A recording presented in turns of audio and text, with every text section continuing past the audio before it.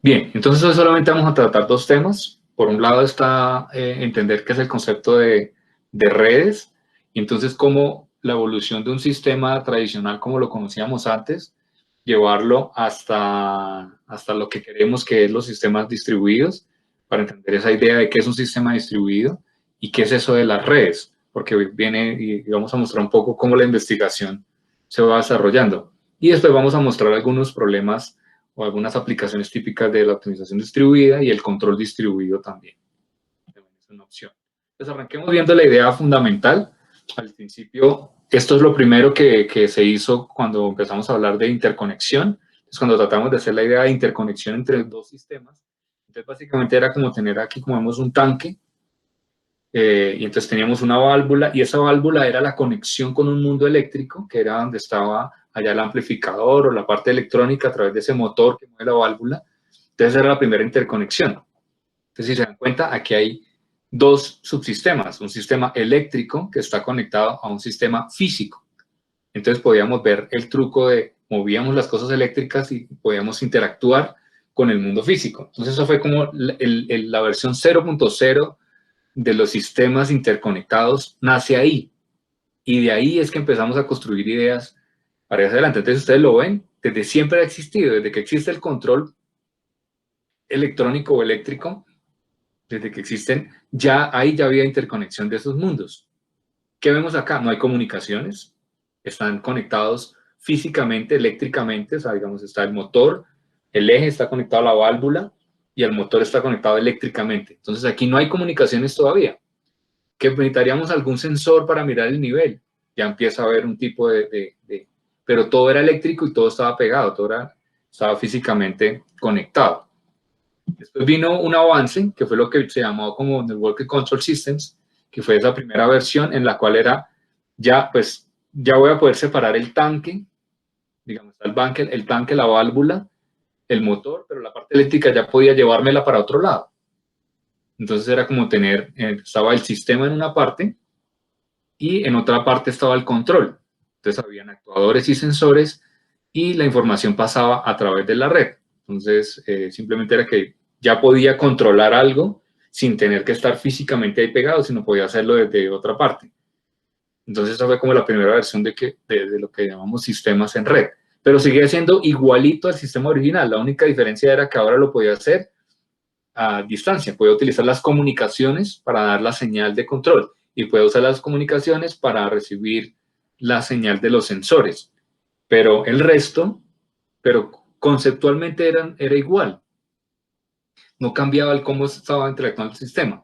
Pero bueno, eso igual se llamó entonces Network Control System. Simplemente aparecieron las comunicaciones dentro del modelo tradicional de control. Pero seguíamos teniendo todas las partes eran iguales.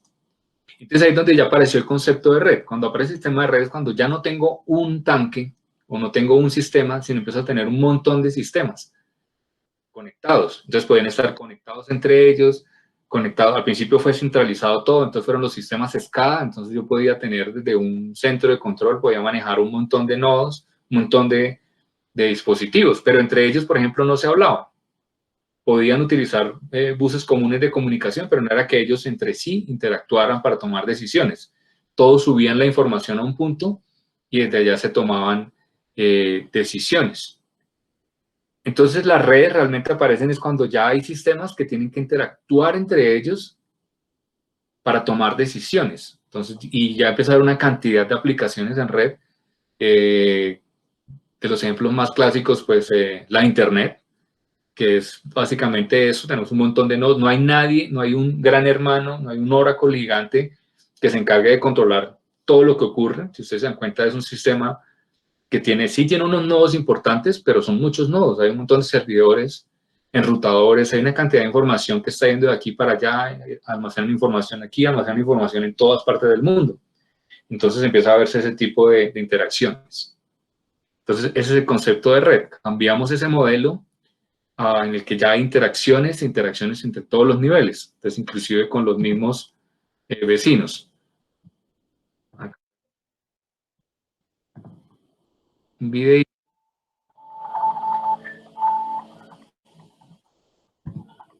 en el cual vemos algunas aplicaciones.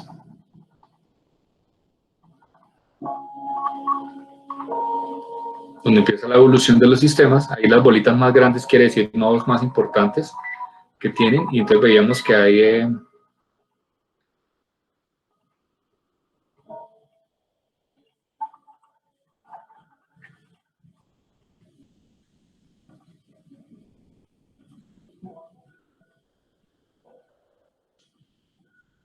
entonces ahí viene la idea de que hay unos nodos con los que uno puede hacer control, pero la idea era como que, bueno,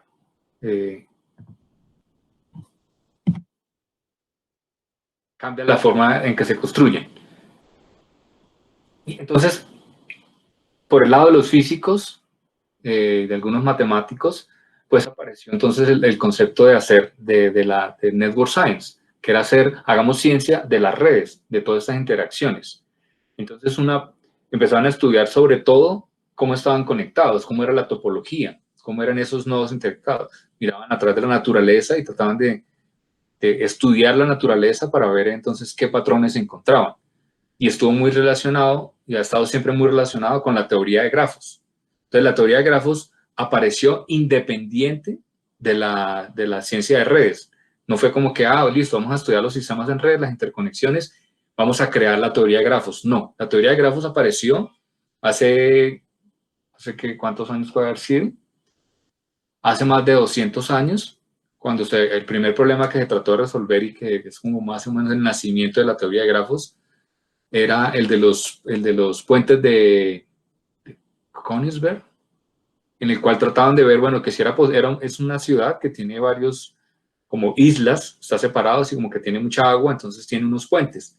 Y arranca, la pregunta en esa época era, bueno, ¿cómo podemos hacer para pasar de una isla a la otra isla y así, y poder recorrer pasar todos los puentes al menos una vez? Entonces aparece por ahí el asunto y ahí empiezan a trabajar, y ahí nace y empiezan a resolver la teoría de grafos. Entonces la teoría de grafos no nace con la ciencia de redes, sino nació mucho tiempo atrás. Después se volvió un problema de combinatoria y estuvo relacionado con combinatoria mucho tiempo, y después aparecieron, como después los grafos se relacionan con matrices, entonces también aparecieron las matrices random, y entonces ahí toda esa teoría que se hizo fue totalmente pensando en otras cosas. Pero la magia es que apareció cuando se empezaron a aparecer los problemas para estudiarlos como ciencia de redes, pues lo primero que se hizo fue echar mano entonces a toda la teoría de grafos y seguir trabajando en la teoría de grafos y desarrollar más cosas. Entonces, al principio, como pueden ver acá, estos dibujos que están acá, son diferentes tipos de redes. Entonces, se ha estudiado diferentes topologías. Al principio, la que más se estudió era la Random Network, que era básicamente, tengo un grupo de nodos fijo, y lo que yo trato de hacer es, la red se construye diciendo, no sé, se tiene que conectar con un subgrupo de nodos, y el cómo se conecta con ellos es de forma aleatoria. Entonces simplemente puede ser 0,5, tira una moneda. Como se va a conectar con el nodo 1 con el nodo 2, tiro la moneda. Si cae cara, se conecta, si cae sello, no. Y así voy construyendo todos los enlaces hasta que todos los nodos tienen más o menos el mismo número de conexiones, o eso depende ya ciertas condiciones que uno le imponga. Entonces al final queda una cosa ahí básicamente como conectado siguiendo una distribución, ¿sí? Que depende, la distribución depende de cómo haya yo tirado los dados o cómo haya hecho la distribución de probabilidad para las conexiones. Entonces, básicamente es como aleatorio. Simplemente miro, se conectaron aleatoriamente, no hay preferencias, no hay nada.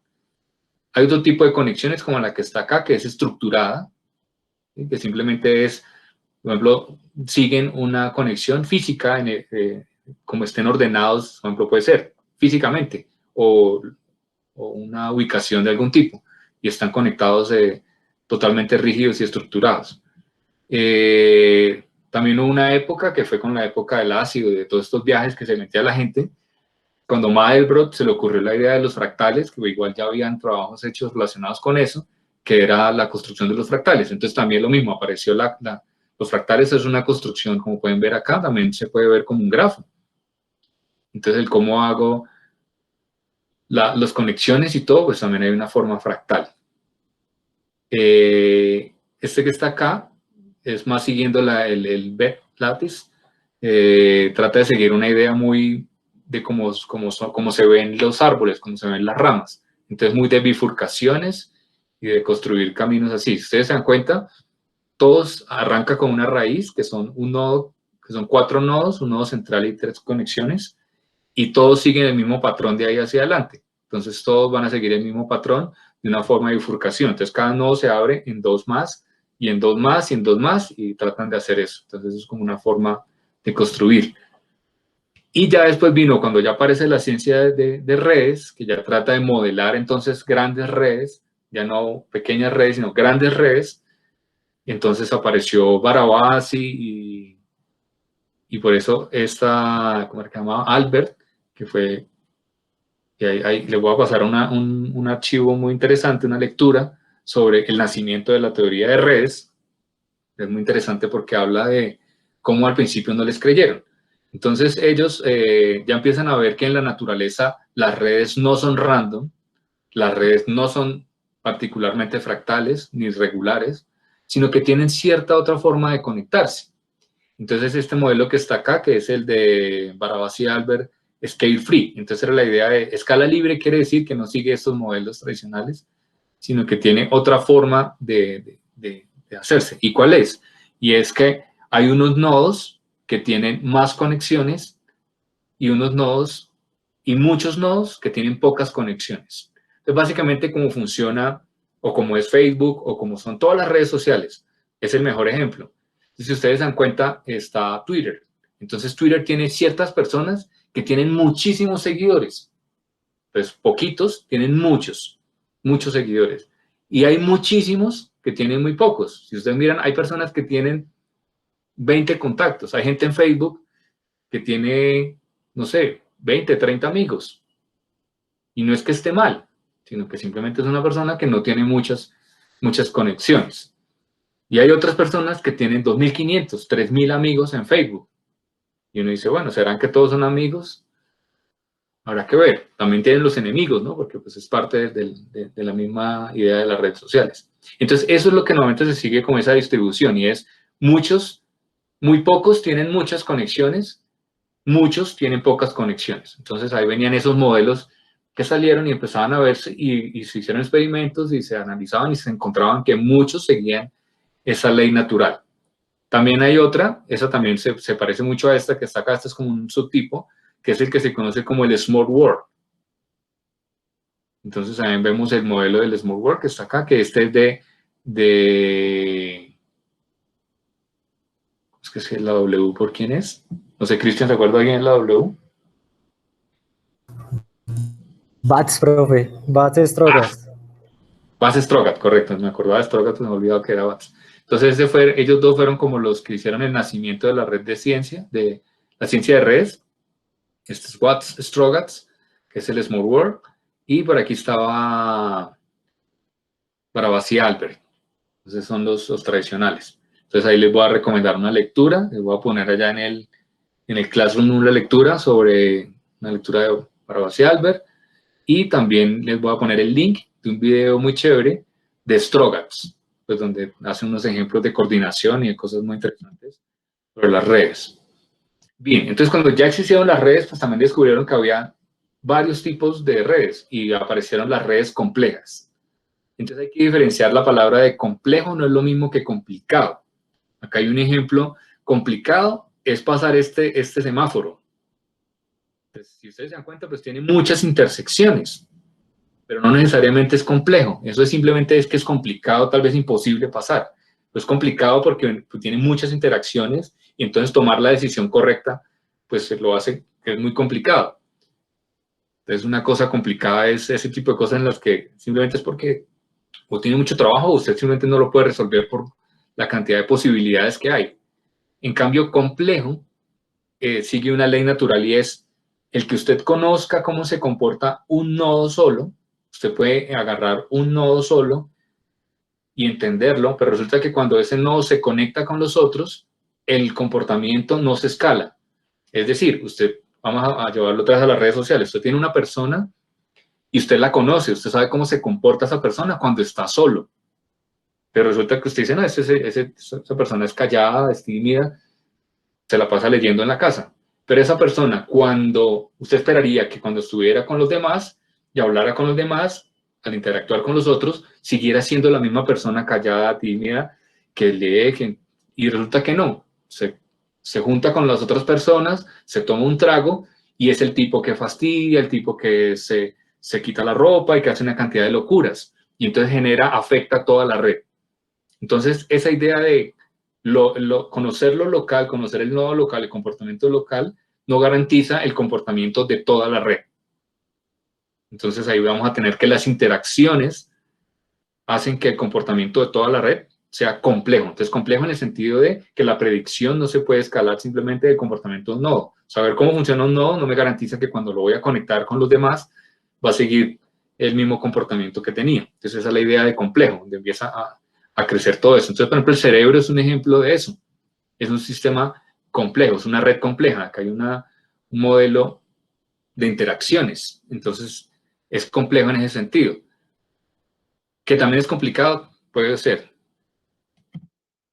Un cardumen, ellos no tienen un coordinador central. No hay como un jefe que les diga a todos cómo deben comportarse. El comportamiento de ellos sigue las tres reglas ¿Las tres reglas de quién? De Reynolds. La regla de Reynolds, que lo que hacen es, cada pez es muy sencillo, cada pez simplemente lo único que hace es mantener la distancia de sus vecinos, por eso tienen los ojos a los lados, les permite ver a sus vecinos de los lados y es mantener la distancia. Entonces, si se acerca mucho a mí, me corro. Si se aleja, me acerco a él. Entonces trato de mantenerme cerca a ellos. Lo otro es la orientación. Simplemente, si yo veo que ellos se mueven hacia adelante, pues yo trato de irme hacia adelante. Y me falta una, entonces la velocidad, entonces la orientación y la velocidad. Entonces lo mismo, trato de ver que si él se acelera, yo me acelero, si él va lento, yo me pongo lento. Entonces simplemente es un proceso de imitar el comportamiento de los vecinos. Entonces son tres reglas muy sencillas que cada nodo las sigue. Pero lo interesante es ver cómo se escala la red. ¿Qué quiere decir eso? Que la red como todo, como conjunto, tiene un comportamiento muy interesante. Como pueden ver acá, ellos se mantienen juntos para evitar, para a la distancia, verse como si fueran algo mucho más grande, como si fueran un pez grande, y eso hace que otros peces que vengan, por ejemplo, un tiburón, pues se mantenga a distancia y diga, no, allá hay como un animal grande. Y lo mismo, hay una regla que no es regla de Reynolds, pero que es instintiva, que es cuando yo estoy viendo a los vecinos y veo que el de al lado se aceleró, o sea, como que trató de romper el grupo, yo también rompo el grupo. No sé qué está pasando, pero, y por eso ustedes ven lo impresionante que es cuando viene el tiburón, ellos, y ya el tiburón los va a atacar, ellos logran evadirlo y se mueven colectivamente. Entonces, se emerge un comportamiento colectivo de interacciones locales, simplemente siguiendo reglas locales. Aquí a la derecha también vemos las hormigas, que también es de los más impresionantes que hay, porque, digamos, para las hormigas lograr hacer este tipo de puentes, hay muchas que, pues obviamente, hay unas que se sacrifican para que las otras le pasen por encima, ¿no? Entonces, que son las que crean el puente. Pero para lograr el puente, antes de lograr llegar hasta el otro lado, hay muchas que caen, porque lo que ellas van haciendo es como agarrarse unas a las otras, y hay un momento en el que cuando ya tienen cierta distancia, también lanzan, o sea, las compañeras lanzan algunas hormigas hasta el otro lado, y obviamente no siempre llegan, ¿no? Entonces es un comportamiento colectivo en que no andan peleando diciendo como, venga, a mí no me van a tirar, ¿no? Sino ahí simplemente es automático, ellas se van agarrando, se van tirando y logran llegar hasta el otro lado y armar esos puentes de forma impresionante. Acá abajo a la derecha también vemos lo de los peces, que también hacen esas coreografías colectivas súper interesantes. Entonces todo eso es de forma distribuida, o sea, ellos simplemente interactúan con sus vecinos y logran tener comportamiento colectivo. Entonces, si la naturaleza lo logra, entonces allá hay información que debemos aprender y deberíamos también tratar de hacerlo. Acá está el video del cardumen, como es el comportamiento. Entonces, vemos que efectivamente ellos están moviéndose sin necesidad de que nadie les esté diciendo cómo moverse. Y como pueden ver, el tamaño de esos cardúmenes es impresionante.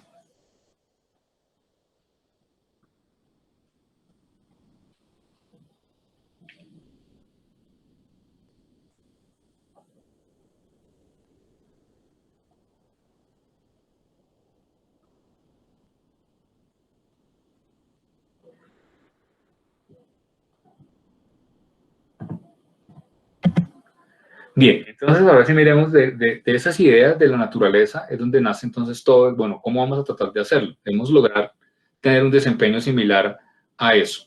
Entonces lo primero es aclarar unos conceptos y es, ¿qué aparece nuevo? Pues que ahora tenemos control más comunicaciones, pero no comunicaciones como las teníamos antes, que era simplemente para comunicar el sensor, sino ahora es para poder interactuar entre sí. Acá hay una figura cortesía de Vladimir,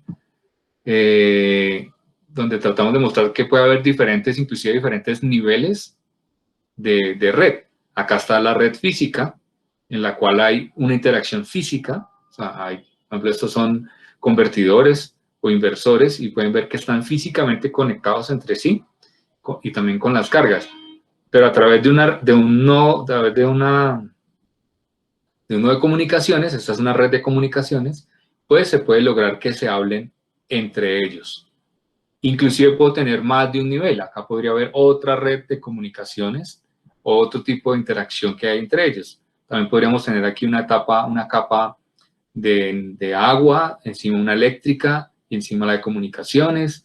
Entonces tendríamos un modelo así. O sea, todo eso es el tipo de cosas a las que vamos. Entonces, ¿qué es distribuido? Distribuido es esto. Es básicamente como si miráramos nivel 1 y 2 de lo que está acá. Es interacción física. Posiblemente, puede que no, digamos, si son vehículos, no hay interacción física de que haya algo que los une, simplemente todo es a través de las comunicaciones o a través de los sensores. Y está entonces la red de comunicaciones. Entonces lo distribuido es eso, distribuido es que tengo la posibilidad de conectarme con otros nodos e intercambiar información. Que puede haber un líder como puede que no haya un líder. Ya es la configuración, entonces puede haber una configuración en la que sí hay un líder, pero el líder no necesariamente está conectado con todos. El líder puede estar conectado con un par y esos con otros y así todos. Al final hay un grafo de conexión de comunicaciones. Cuando digo centralizado, creo que para todos es evidente. Centralizado quiere decir que hay un nodo que está conectado con todos y cada uno de los otros nodos. Entonces hay un nodo central y él se comunica con todos los demás y él recibe la información de todos los demás. Eso es lo que llamaríamos centralizado. También hay una palabra que se utiliza que es descentralizado. Descentralizado viene a ser como la negación de centralizado. Entonces, cualquier esquema que usted plantee que no sea centralizado, le llaman descentralizado. Entonces, también podríamos referirnos a descentralizado cuando no hay comunicaciones, sino que cada nodo hace lo que quiere, pero tengo un sistema en el que hay varios nodos. Entonces puede ser que estén físicamente conectados, pero no haya comunicación entre ellos. Entonces cada uno hace lo que quiere y el resultado pues también es un resultado que también se puede estudiar. Entonces la idea es cuando hablamos de distribuido, es porque sí hay comunicación entre ellos, tenemos comunicación entre ellos, eso le vamos a llamar control distribuido, optimización distribuida y todas las versiones distribuidas. Entre lo centralizado y lo distribuido está lo jerárquico.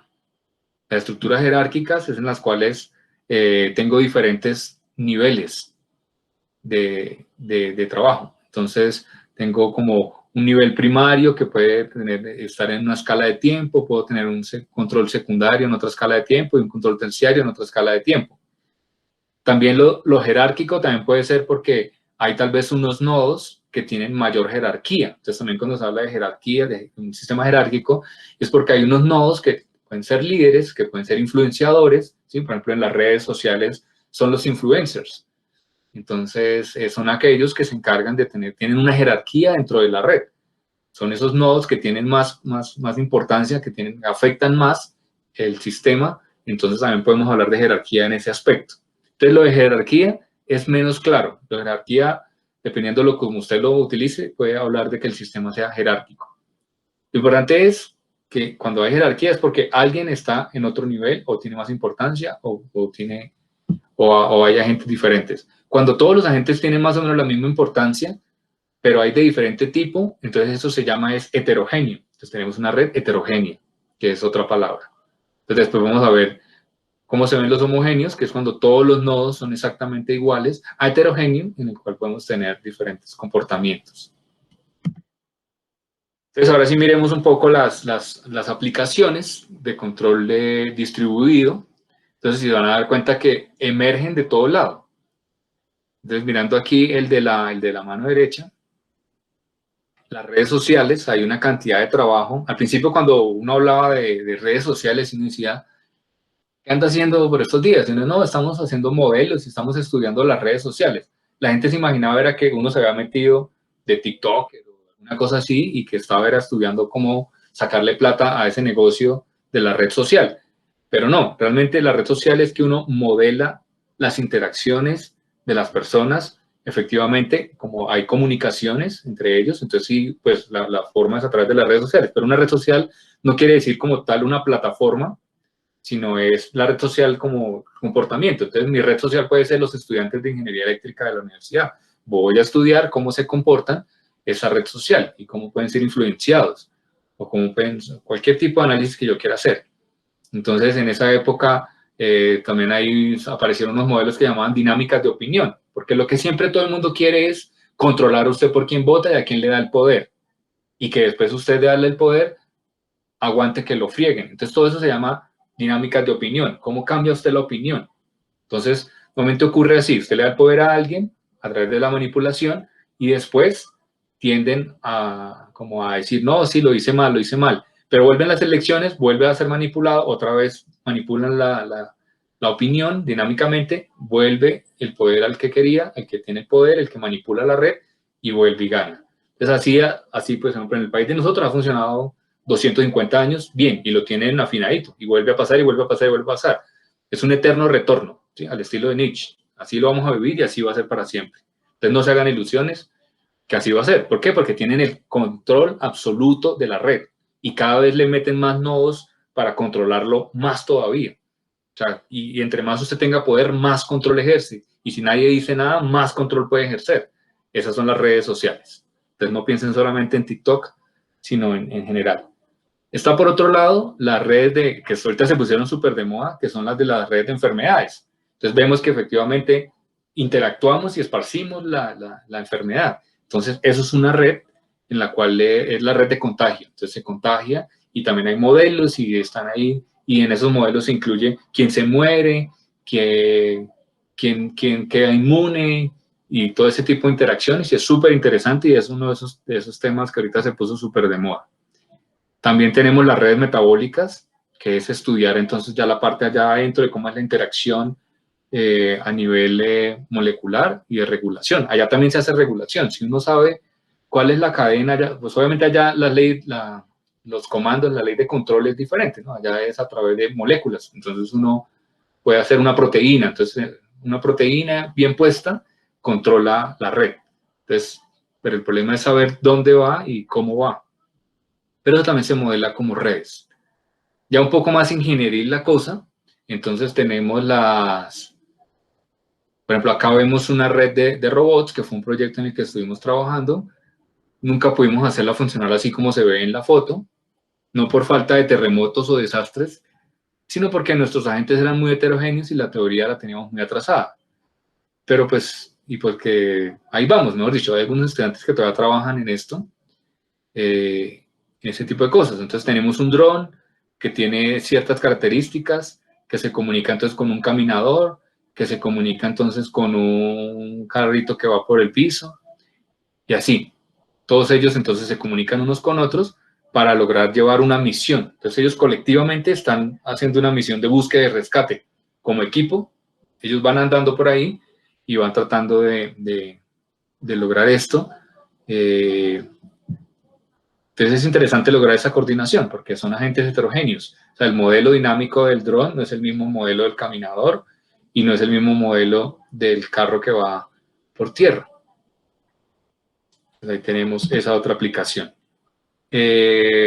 Otro tipo de aplicación, tenemos las redes eléctricas. Entonces el juguete que hemos explotado un poco ha sido el de las microredes, en el cual los sistemas de distribución, en el cual tenemos generadores de diferentes tipos. Tenemos los paneles solares, tenemos energía eólica y tenemos entonces la red con todas las cargas. Esta es la red física, estas son las conexiones físicas y acá tenemos las comunicaciones. Entonces, ¿qué generador se comunica con qué generador? Para ponerse de acuerdo y mantener el balance energético en la microred. Una microred es un sistema eléctrico que se pone en el sistema de distribución, que es de pequeña escala. Entonces, así estamos. Esta imagen, cortesía de Oscar, es como hacia dónde vamos, es lo que estamos explorando ahorita, que es tener varias microredes. Entonces, esta bolita que está aquí, por dentro, es todo esto. Esto está aquí adentro. Entonces, tenemos una microred, otra microred, y el centro es el sistema de distribución. Entonces, el trabajo está en cómo logro coordinación de este tipo de sistemas. Ahí pareciera que hay una jerarquía innata en el sistema, que es el dueño del sistema de distribución, pues es uno, y los dueños de las microredes pueden ser otros. Entonces, ahí puede emerger algún tipo de jerarquía en el sentido de que el uno no es igual a los otros. Entonces, ¿cómo se logra ese control y ese tipo de optimización? Es lo que estamos estudiando ahorita con un proyecto que va a arrancar. Esta otra imagen que está aquí abajo es cortesía de Miguel. No sé si Miguel se la bajó de algún lado, pero entonces es la de los vehículos. Miguel estuvo trabajando en los Esa vehículos. es hecha. ¿Esa es qué? Esa es hecha. Ah, no, súper bien, menos mal. Entonces hay que poner en el paper.